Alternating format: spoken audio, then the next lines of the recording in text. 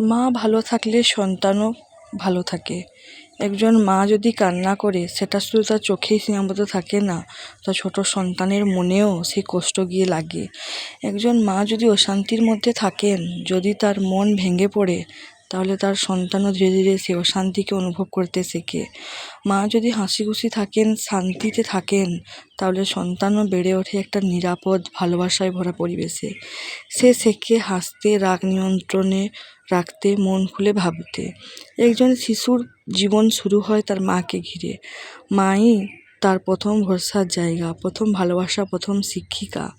তাই মাকে ভালো রাখা শুধু একটা দায়িত্ব নয়, একটা ভবিষ্যৎ প্রজন্মের মানসিক স্বাস্থ্য গঠনের একটি গুরুত্বপূর্ণ অংশ।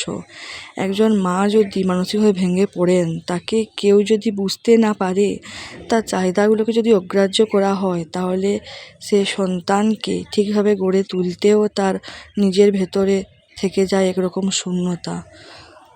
তাই আমাদের প্রত্যেকের উচিত মাদের চাহিদাগুলোকে পূরণ করা, কারণ মারাই তাদের সন্তানদের ভালোভাবে মানুষ করতে পারেন, দেখাশোনা করেন, তাদের খাওয়ান,